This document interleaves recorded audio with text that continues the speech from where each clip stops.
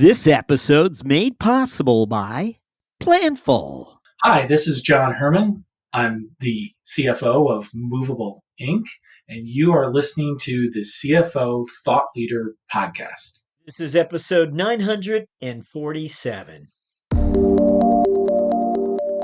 We're in a period of flux in the insurance industry. Several different sectors are trying to sort out how to absorb the impacts of climate change, the impacts of globalization, the impacts of the pandemic, and what that teaches us about potential events that we are going to be surprised by. And so as the industry is trying to absorb all that, the complexity of linking the insured and the carrier has grown. And so the distribution partners that we service are becoming more important than ever. I think we stay very close to companies that are innovating in our space. A lot of them are within our open architecture and system and our partners. And so I think one thing that'll be interesting over the next 12 to 24 months is to identify those opportunities that may be beneficial to bring in-house at Vertafore.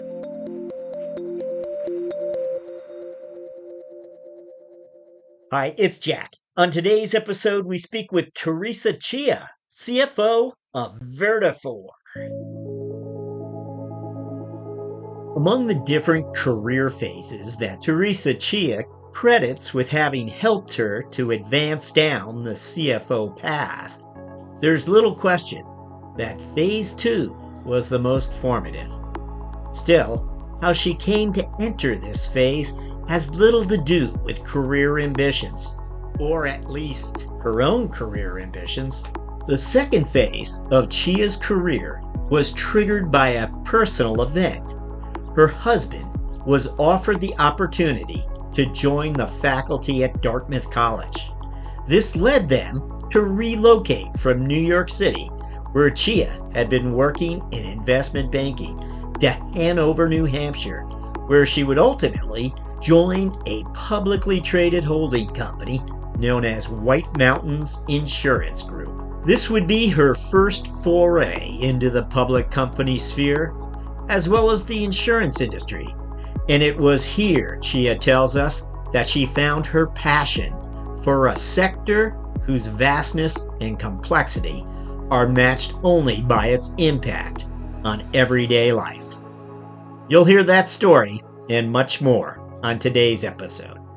We'll begin after this.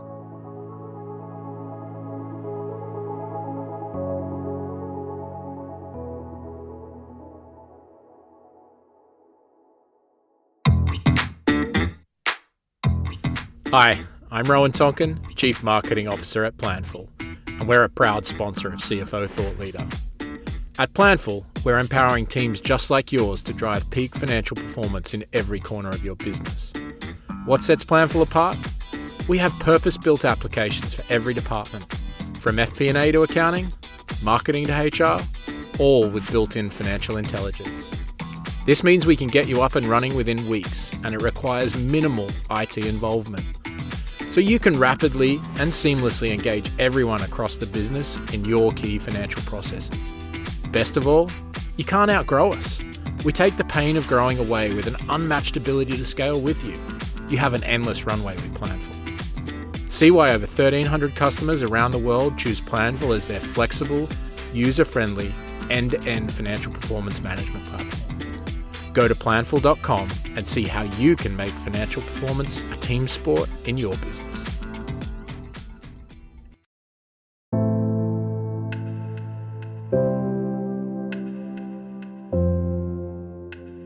Hello, we're speaking to Teresa Chia, CFO of Vertafore. Teresa, welcome. Thank you so much, Jack. I'm a big fan of the podcast, so appreciate you taking the time to speak with me today. That's nice to hear. Thank you. Teresa, as always, we're interested in what were those experiences that prepared you to become a CFO? And if you wouldn't mind, take a look back in time for us and try to identify some of them. Yeah, and I categorize my experiences prior to joining Vertafore in 3 categories. And so I'll tell you what I feel like were the main takeaways from each of those different categories. So for the first decade, I started out in investment banking and then transitioned to private equity. I started out in industrials at Credit Suisse, working in New York City in investment banking, and having come from the Midwest and having no exposure whatsoever to Wall Street, it was nice to at least have the connection to a lot of the businesses I knew growing up in the Midwest. So I spent the first couple of months as an investment banker, standing on dredging equipment in the Staten Island area, touring factories that produce fragrances and flavors, and also I think having the first time exposure to things like capital markets, standing on the floor of the New York Stock Exchange as one of my steel companies went public. So these were incredible experiences in terms of like my first foray into business.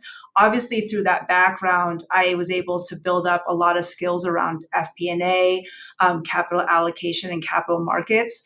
But most importantly, had the luxury of sitting in a lot of rooms of senior executives very early on as they established long-term strategy and really put into place the execution pillars to make those strategic goals happen. So I felt really incredibly lucky to just get that experience, worked not only across industrials at the beginning, but in private equity, did deals across media, business services, consumer, and technology.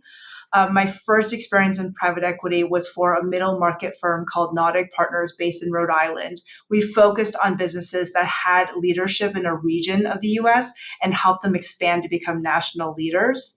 My second experience in private equity was at Permira, which is a global private equity firm. And so in that experience, we often took companies that were already leaders in one geography and expanded them internationally. So that gave me also an opportunity to work with companies all around the world and appreciate some of the differences there are in international businesses and culture. And that was a great experience as well to kind of put in my tool belt. I'd say that the second phase of my career was a bit of happenstance. So my husband is an academic, and he had an offer he couldn't refuse to join the faculty at Dartmouth College. So we made a geographical move from New York City to Hanover, New Hampshire. And fortunate for me, a publicly traded holding company called White Mountains Insurance Group has its executive office just down Main Street from Dartmouth College in Hanover, New Hampshire. And so that was my first foray into being part of a public company, as well as my introduction to the insurance space. And I think on that second point, I really found my home. So after exploring so many different sectors, the insurance space has become the one that I feel like it's really translated for myself. It's such an interesting industry. It's by far the largest industry in the world, which people don't often think about. But everything you do every single day is occurs because of the insurance industry. So if you go to a Taylor Swift concert, that concert and Taylor Swift are both insured, which allows the pricing that happens for you to be able to pay for that ticket and enjoy that concert. You go on vacation and it's ruined because you lose your luggage. It's in travel insurance, which allows you to go about your day and still experience the joy of that vacation. So I absolutely love the fact that it's so well penetrated across every aspect of our lives. I love the fact, having a consumer background, that it's ultimately a consumer business, but faces the challenge that people don't want to talk about it. They're not excited. It doesn't bring them joy to talk about it, but it's important to have in your portfolio of things that you think about. And it's also highly complex. It's a regulatory, it's a highly regulated industry. It has a balance sheet component to it. It has an investment component to it. So the more I learned about this industry that's very people focused and the complexity behind it, the more it really just translated to me as the place I wanted to spend my career. And then I think the second component of being part of a public company for the first time was learning to have a mentality of the long-term growth of businesses, creating value over the long term instead of shorter-term, investment hold periods. And I think also having exposure and understanding of some of the requirements, both in terms of public company financial reporting and other regulatory components and investor relations that occur at a public company. Hey, Teresa, just curious. I know that you went back for an MBA, and I think it was back in the private equity chapter, or in between the two companies you talked about. Can you tell us what you were thinking when you went back? Was it finance? Did you have something firm in your mind, or were you going to explore the business world at large? Yeah, no, that's a great question. So I think for me, because the career path I was already on was so heavily oriented towards finance, I think it was an opportunity to actually expand my business mindset overall.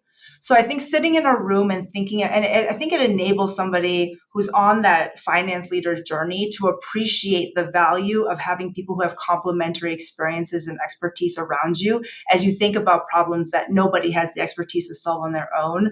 So coming into a room of people to debate um, huge strategic decisions for companies in these case studies, but then appreciating the fact that you're bringing a mindset based on finance and based on data, while someone else may bring a different mindset as being like a revenue leader.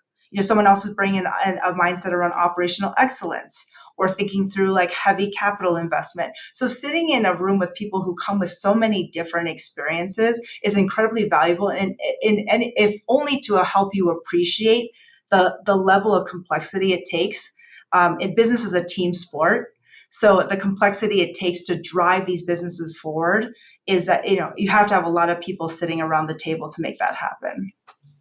Now, we like the fact that you talked about both personal and professional decisions when you went to White Mountain Insurance Group up in New New Hampshire. Hampshire. Forgive me. Yeah.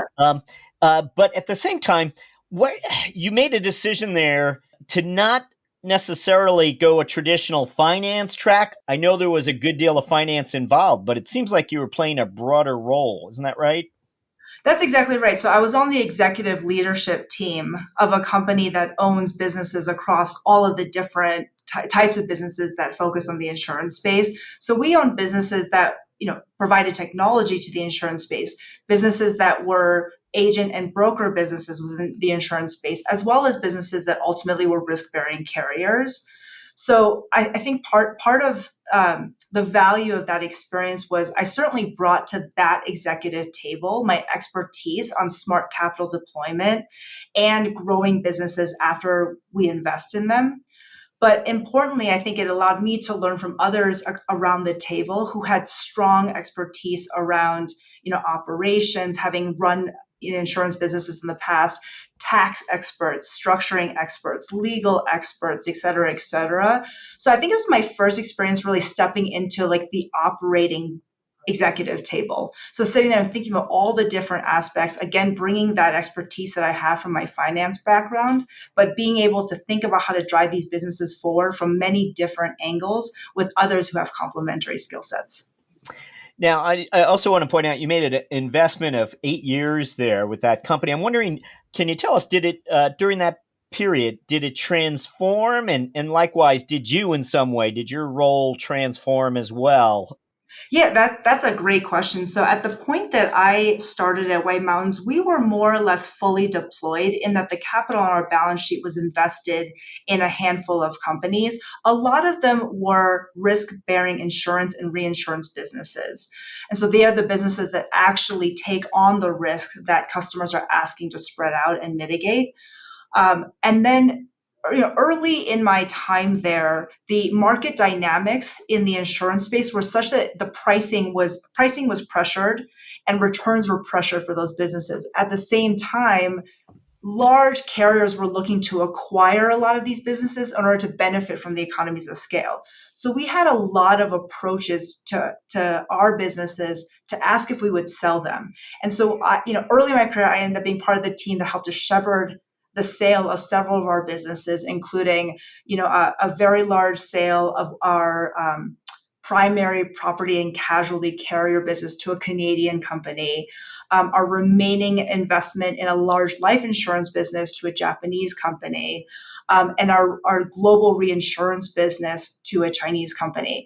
And so very early on, there was a huge transformative moment at White Mountains that I was a part of. We sold a number of our businesses that ultimately anchored our operations. We returned a lot of that capital to our shareholders, which was a huge transformative event. We're very proud of the fact that we created that value and brought it back to our shareholders. But that meant that we also had about $3 billion on our balance sheet to redeploy into new businesses. So I think being there during one of these fundamental shift moments in the company's history was really transformative. I think to make those types of decisions, then ultimately have the mandate be part of a 3-person team that had the mandate to go out and redeploy that capital into new businesses and to look forward and say what businesses are going to be incredibly strong and positioned for growth across the insurance industry in the future was a really like rewarding experience for me. And the reason for the tenure too, part of that is, it takes time. It takes time to sell those businesses. It takes time to then deploy that $3 billion into new businesses and make sure they're on the path of growth for White Mountains. Now, towards the end of your tenure there, you begin to be a board member for different companies. Is that right? I mean, it looks like your stature or you're generally becoming better known. How did that happen, really? Yeah, so in a lot of ways, I feel fortunate and lucky that these things, these opportunities came about. So having been in the insurance industry, which despite its size is very intimate in terms of the network of people. People are in this industry for their entire careers. They pass on that love of the insurance industry to their children who then join the industry themselves. And so spending 8 years in this industry and a lot of my mandate going out to deploy capital into new investments was to go out and speak to a lot of people. So I got to know a lot of people in the industry that way. And so at the very end of my time at White Mountains, I was fortunate to find an opportunity to deploy $1 billion into a business that is based in London to allow them to expand their presence in London, but also to expand their presence in Bermuda. That transaction closed the book on our capital deployment need. That was the final transaction that ultimately deployed that $3 billion. And so I think that was an opportunity to sit back and say, hey, there was a job to do. I had my head down and did that job over several years. What's next for me? And so at that point, in the industry, I think people recognized that that was the place that we were at. So people started to reach out and ask like, hey, would you be willing to provide some of the expertise you have, having worked with so many different companies in this industry and others, into our boardroom? And so there's a publicly traded company called Kinsale, which is a risk-bearing business focused on the more specialized areas of the insurance industry. And I had known that CEO through, just my interactions and getting to know companies that were growing tremendously fast. At my time at White Mountains, he was looking for 2 more board members. And so we happened to connect because one of his board members is someone else I knew in the industry. They mentioned they were looking for someone, and that's how I ended up on the audit committee and the board of that business. And then the other 2 opportunities kind of came through network as well. So I sat on the board of a MGA business. It's a distribution business for highly specialized catastrophe exposed property risks. And that was because of a relationship I had with that private equity firm. And then I also sat on the board of a Medicare agent and broker business. And that was because of a relationship I had with the venture capital firm that was backing that business. So I think a lot of those things come with relationships. Sitting in one sector and starting to build that like specialized relationship network, as well as that expertise, I had really started to find that the intersection between insurance and technology was where I was spending a lot of my time in building expertise. And each of these businesses had technology as a key component of how they were expecting to grow their business over time. And so I think that experience at White Mountains really was something that they felt I could leverage in the boardroom. Well, and that's, that more or less takes us to Vertafore, where you step in as a CFO. And my thought there was like, stepped into very senior corporate development roles with giant, insurance organizations. She could have become a COO perhaps for different, but no, she becomes a CFO. And I'm wondering, what were the boxes you were checking off that made the Vertafore opportunity perhaps more attractive than other opportunities that certainly were out there? Yeah, that's a great question, Jack. I mean, a lot of that comes down to personal interests and what ultimately excites you at the end of the day. And for me, after 2 decades of focusing a lot of my expertise around setting strategy and capital and deployment and capital allocation, I started to realize that my interests were starting to shift. So I think one of the benefits of having worked at a public company is that we weren't talking about being partners with companies for 3 to 5, 7 years. We were talking about being partners with them for 20 years. right? So in that mindset, you start to, you really think about like proportionally how much of your time is spent on, the actual deal sourcing and execution, and how much of your time is spent afterwards partnering with key operational executives, the CEO, the CFO, the COO, the operational leads, and thinking about how you set that strategy. And for the first time, I think playing a part in executing it. So not just creating the architectural roadmap of how you grow, but rather being part of the team that actually does the work, builds the house, builds the infrastructure in order to actually make that growth happen. And that was incredibly appealing to me. So, I spent so much of my early aspects of my career on at the very top, thinking about what the map looks like thinking about the execution steps. Or I started to realize that I wanted to roll up my sleeves and be part of the execution. So I think it was clear to me as I was closing the chapter with White Mountains that I wanted to take an operator role. And you're absolutely right. That could have taken a lot of different components. And then I think I thought about what the CFO role, and even I think even within CFO roles, that role in itself can look very different from company to company. So as I was talking to various companies about what each of the different responsibilities look like and stuff, I started to realize that strategic CFO opportunity, one where you're focused on being a thought partner to everyone in the organization, where you're helping to set that roadmap for strategic plans, but also rolling up your sleeves and being part of the team on the field that's going to execute that. That was incredibly appealing to me. And it seemed to me that sitting in the CFO seat allowed me to bring my knowledge and skill set around finance to the table and contribute to the execution, if that makes sense. Yeah. And just curious, it sounds like you had a network, it was relationship building, but we're always interested if there was a recruiter in the mix as well. Yeah, so there were recruiters as I evaluated opportunities, of course.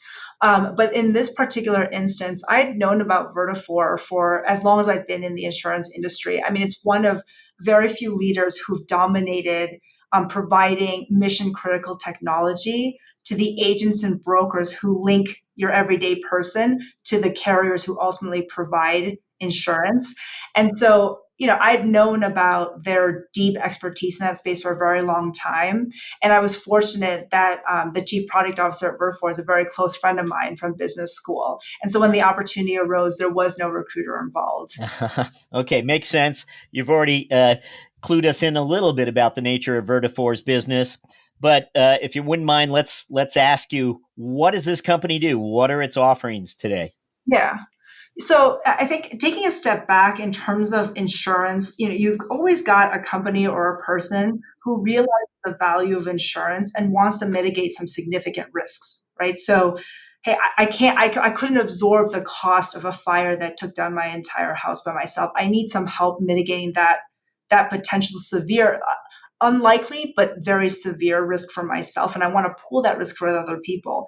Two, hey, I'm a company that has 17 different hotels. I need to mitigate the risk that a hurricane comes through and wipes out and damages a significant portion of them. So there's always somebody who wants to take the risk that they have and ultimately spread that out. They're willing to pay something in order to reduce the cost of these very severe events. And then you have all these insurance businesses around the world that in a very complex manner cut up that risk, share it among themselves. And in between, the person who's like, I know what I want, but I don't know anything about this industry, are humans who help to link those two. So that's your everyday independent agent who we work with, who sits in every single city in America, to our what are called managing general agents who focus on more complex, larger commercial specialized risks, and everybody in between. So those agents and brokers we call the distribution channel. So Vertafore has for 50 years basically serviced everybody who sits between the insured and the carrier and enables those people to focus on linking those who want to spread the risk and those who can absorb it, linking them as efficiently as possible to make sure that, at the end of the day, those who have that risk don't experience something that's catastrophic. So that's what Vertafore does. It provides mission critical software to ensure that those agents and brokers across that entire value chain can work very efficiently and focus on what matters most. serving their client. And that's what our software does. It basically allows them to very efficiently through their day provide information, analyze data, and get that insured, covered for the risk. Now, I believe Vertafore is a private company. We're wondering about sort of the history of its capital structure. I also think it's a pretty old company. I'm not that familiar with its age. Can you give us maybe just an abbreviated history of this company's capital structure? Sure. So Vertafore was for many years owned by a number of private equity sponsors. And so it's a business that has benefited from the fact that private equity has gone behind it, put lots of capital behind it to invest in building the software, and along the way, finding opportunistic M&A opportunities to grow the offerings for Vertafore so that it can serve more people within the distribution channel. In 2020, Vertafore found its permanent home. So its private equity sponsors sold Vertafore to Roper Technologies, which is a publicly traded holding company that makes investments in the software space. So there's a link there in my background at White Mountains with our current parent and my appreciation of what their stakeholders are and what matters to them. But in 2020, we ultimately found our permanent home. So today, we are part of Roper's portfolio of 26, 27 software businesses, which they support at a holding company level with cash in order to invest in R&D, as well as a lot of knowledge across technology and R&D that they provide to us. So we really benefit from their ownership, and we've also ultimately found our permanent home. It is where we will permanently be. They don't sell their businesses, and that really benefits us as we think about the next phase of our growth and having a partner for the long term to support us.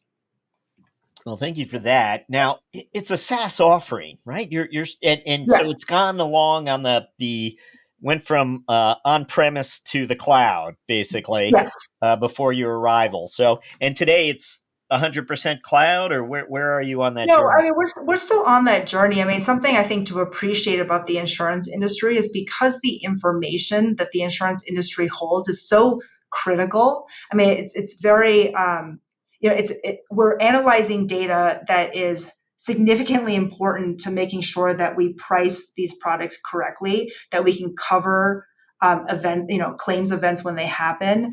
And we're holding on to a lot of confidential and important information for our clients that the industry tends to be very careful about moves.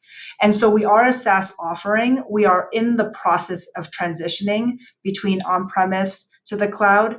Some of our customers are faster than others. There's a lot of considerations within that, but I'd say that that's in process.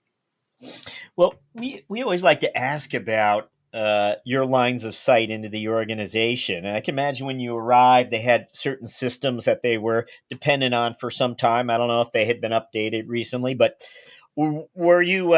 Did you have the lines and the visibility into the business that you wanted? And since your arrival, is there anything you've tried to help bring to the surface more in terms of numbers or metrics that are important? Yeah, it's a great question. I think I really am fortunate because Vertafore was backed by very strong private equity firms for a long period of time. The operational processes at Vertafore have been incredibly strong for a long period of time. There's always been a focus on operational efficiency. There's always been a focus of transparent information movement and gathering.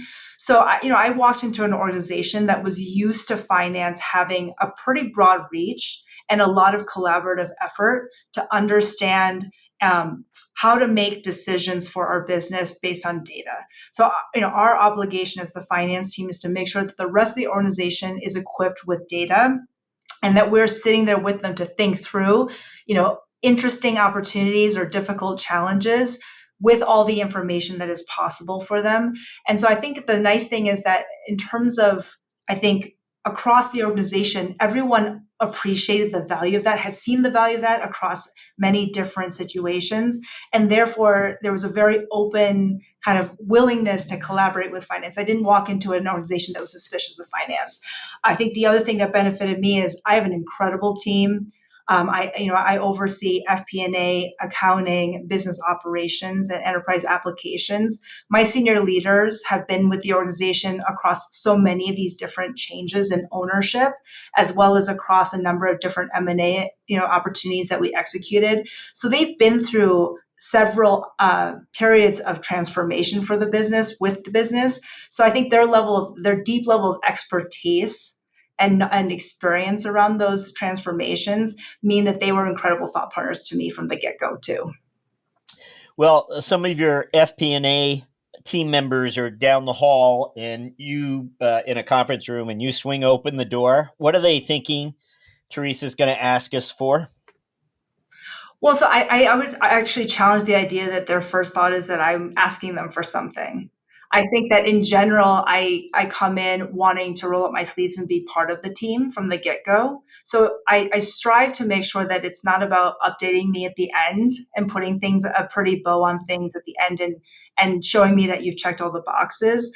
I prefer to be part of the team from the very beginning. Well, you disarmed my question because that was just intended to sort of throw you off and see what you're up to, how you're using your FP&A team. Really, but that's what we're interested in. We're wondering whether you use them to do, due diligence on potential acquisitions, whether you're embedding them in the business in different areas, whether you saw that there was an opportunity.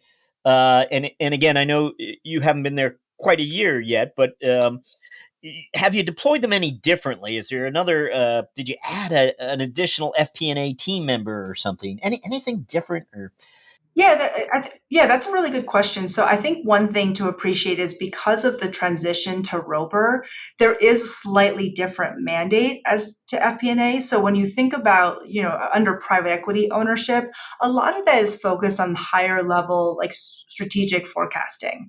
So you're forecasting out, and it's not really necessarily focused on the quarter by quarter accuracy as much as like, where do we want to be in 3 years? And then a heavy focus on like, what is the capital required to get us there? And monitoring the deployment of that capital. So it looks different under private equity ownership. When you're part of a public company, I think the difference is you have to appreciate that there's earnings guidance provided to the street and to shareholders, and that we then care about making sure that we reduce the volatility of our performance versus that guidance. And so that means that our level of specificity has to go way up.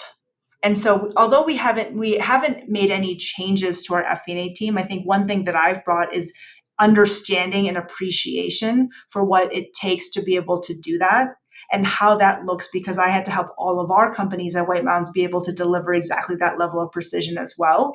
So it's about, I think, diving in and understanding, I think at a much more granular level, what are the things that have a wider potential of variance? And then one of the things that our FP&A team does really well is to reduce that level of variance. So obviously, like the detail of how you do that can vary in a lot of different ways, but how do we drive reduced volatility in our financial performance month to month, quarter to quarter, year over year? Is there a business dynamic or some measurement that you have sought to draw more attention to, or maybe make one part of the organization sort of educate them as to why it matters more than they might respect it for? What would you tell us? Yeah, so when you think back about like our mission, and it's about being able to deliver software that helps the insurance distribution channel. What does that mean? Ultimately, we exist to serve our customers. So two areas of our business must take priority in terms of dollars spent and time spent, I think. So one is R&D. At the end of the day, we have to be developing expanded functionality and continued improvements to our software in order to serve the industry as they evolve. Things are always evolving. The industry is always evolving. So as workflows change, we need to evolve our software in order to meet the needs of today and tomorrow's agent and broker. So that's ultimately job number one. We have to deliver that innovation. That's what the industry depends on from us. And then number two is we have to service our customers. So customer support and customer success are the other area where we say, hey, if we're going to deploy more people and more dollars, these are the two areas we fundamentally must prioritize.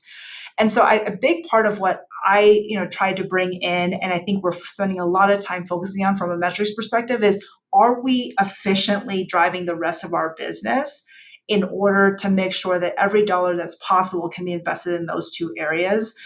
And so I think helping people, having other teams around the organization appreciate that. That doesn't mean that they don't bring value. That doesn't mean that they're not a critical part of how Vertafore exists and expands, but rather that we all have to have the discipline in our minds and our everyday thinking and our everyday decision making to say, how can I be more efficient? Because even, an extra 10 cents, another 15 cents that can be deployed the other direction, that's the most meaningful to our customers. And that's ultimately our mandate. We want to ask you about AI and thinking of that insurance distribution channel. Sure, there are plenty of conversations, but will AI alter that insurance distribution channel in the coming 3 to 5 years? Are there going to be changes? Will the dynamics be altered in some way because AI can serve a need that in the past wasn't available? Yeah, I mean, I no doubt about it. I don't think that there's a single executive room or boardroom where people are not discussing generative AI. It's clear that it's here to stay and it has the opportunity to transform many aspects and processes of any business out there. I think for the insurance industry overall, at the end of the day, we will always remain a human to human business. It's a very complex industry. We have a lot of regulation around us, and it's highly complex and constantly changing. And so we could never automate away the insurance agent or the insurance broker and their value add as part of the insurance value chain. But what we can do is find ways to allow them to do their jobs better. And to enable them to be more efficient so that they can do more in a day. And so I think the areas that the industry talks about the most is, okay, we're a heavy data industry. And that is where our underwriters and our data analytics teams add a lot of value. It's about finding those little ways to have an edge versus your competitors on understanding how to price a risk. So like you may be able to price, more optimally for your consumer because you have better grasp of your data and you understand the risk better. So that is an area where we have a clear motivation as an industry to solve. Ideally, that pushes the price down for the ultimate insured while also ensuring that profitability is where it needs to be for our carriers. So I think we see a lot of opportunity there, and there's a lot of slow and cautious exploration at this time across the industry on how to do that. I think we recognize that the fact that has to be done right, that we can't make mistakes on that. That's ultimately what this industry does. And therefore, there's little experimentations, particularly in what we call short tail lines of business, things where like you're insuring something for 6 months. So you have a lot of time to like adjust, play around with it and see how it works. There's exploration there. And I think in terms of customer service, so ultimately, most of the time, somebody who has insurance, you don't really interact with them a lot after the sale unless that terrible thing happens. And how you treat that person and interact with them in that moment is what they remember.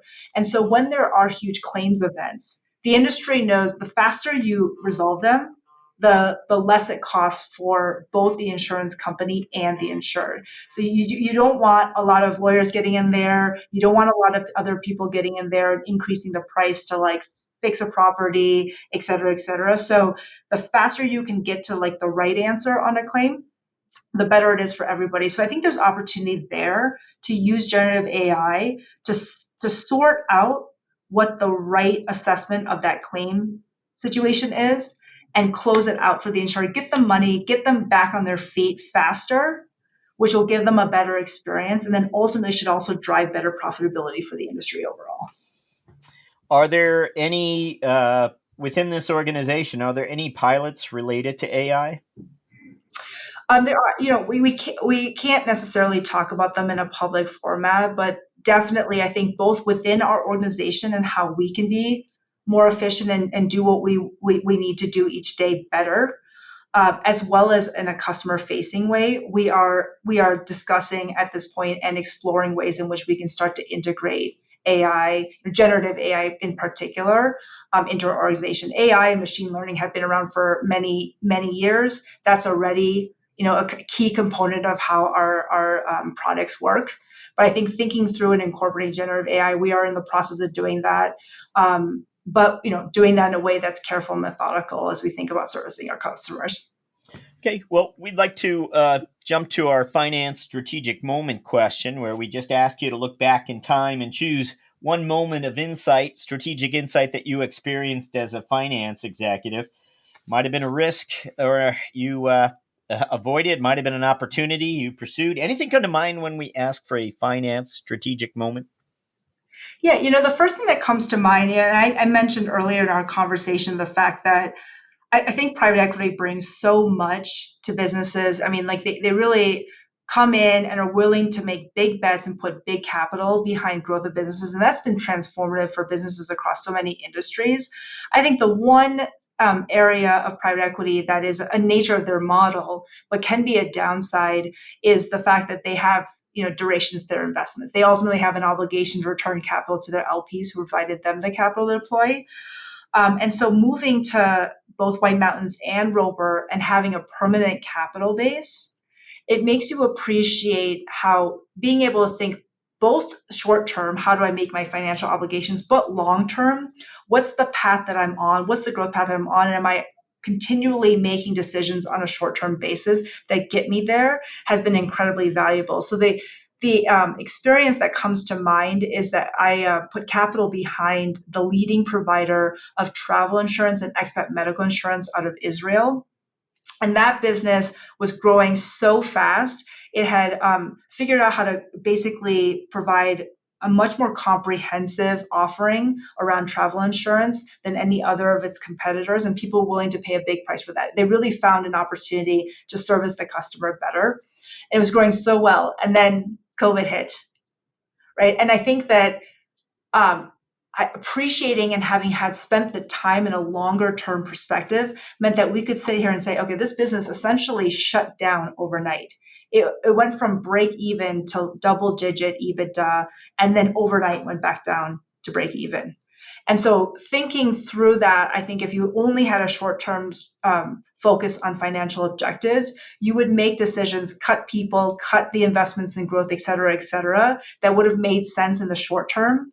But because I had that longer term mindset and understood that the fundamental building blocks of what the business had shown in terms of product market fit and the demand in the market for something that was missing were still fundamentally there, we were still able to smartly continue to invest behind their plans for geographical expansion. And then as we came out of COVID, that business has been more successful than ever. So I think that was an opportunity to actually see that long-term mindset play out over a short-term event, and then watch the fact that trusting in the long-term mission and continuing to invest in a business that you believe has the build blocks to be successful long-term, it then played out to like being able to see the outcome of that, which was incredibly rewarding. From episode 916, this is CFO. This is 1 Minute with CFO Michael Cox of Iris Software. We actually need to start thinking about these acquisitions in a slightly different way. We need to be thinking about, well, how quickly actually can we generate the value that we want to make out of these acquisitions? What revenue synergies do we have? What kind of cross-sell can we do? How quickly can we ramp that up? What sort of changes do we need to make to support management? All of those types of things. We need to be a little bit more aggressive in making sure we get there quicker, because otherwise debt just is ramping up.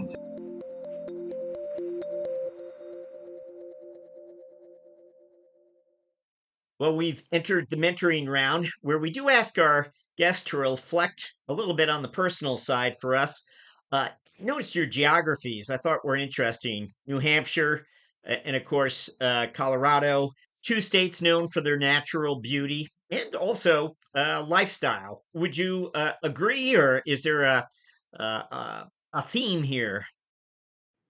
Yeah, so I think So the move from New York to New Hampshire was a bit of a mindset change. I think I've been living in Boston and New York for a very long time and had enjoyed city life and like the fast pace of it. So when we first moved to New Hampshire, it also coincided with my husband and I starting a family. So there were a lot of changes happening at once.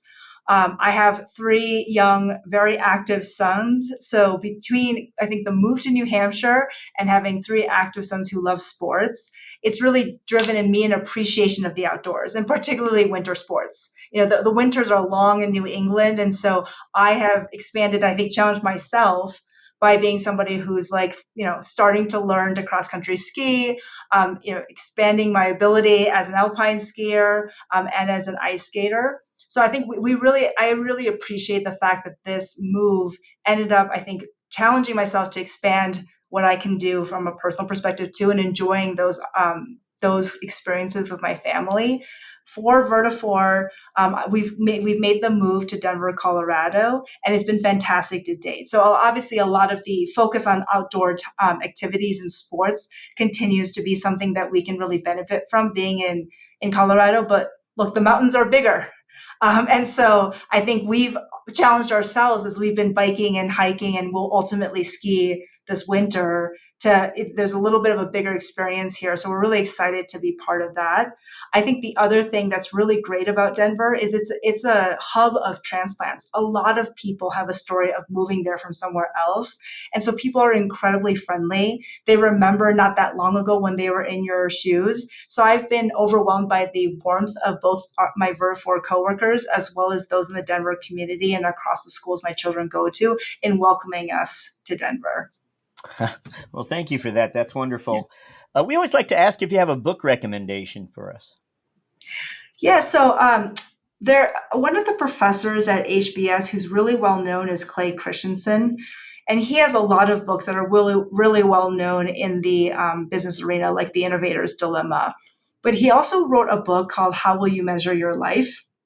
And that's one that he really counseled us when we were at business school to read and have intentionality. And like essentially it's, we're very good at setting strategy and executing across that in our careers. But he encourages us to think in that same mindset across all the different pillars of our business. So as we think about our contributions to our company and our work, our community and our family, how do we set intention around what we want to accomplish and make sure to check in along the way that we're getting there? And I found it so incredibly insightful. I really recommend it to anyone. I tend to reread that, every other year or so, because it reminds me to set that intentionality at certain points and make sure that I'm heading the direction that I want to ultimately go across all the different aspects of my life.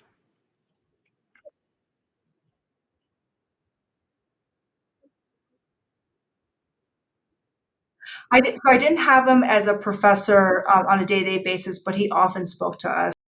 Now we ask you to look forward finally, where we're interested what your priorities are as a CFO over the coming 12 months. Yeah, so I think for us, we're kind of steady as she goes in terms of organic growth.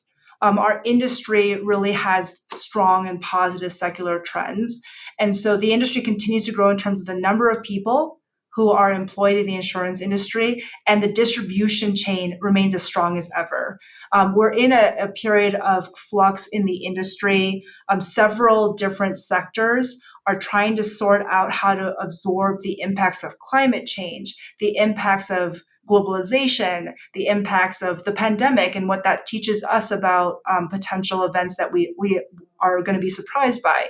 And so as the industry is trying to absorb all that, the complexity of linking the insured and the carrier has grown.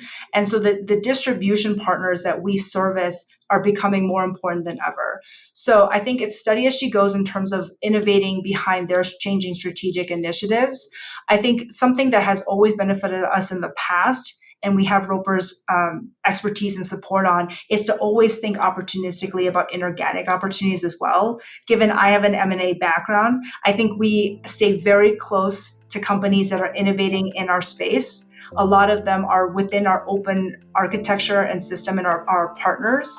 And so I think one thing that'll be interesting over the next 12 to 24 months is to identify those opportunities that may be beneficial to bring in-house at Vertafore.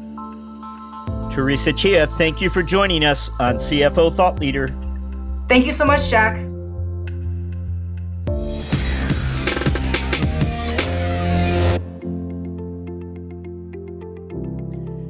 Hello, Thought Leader listeners.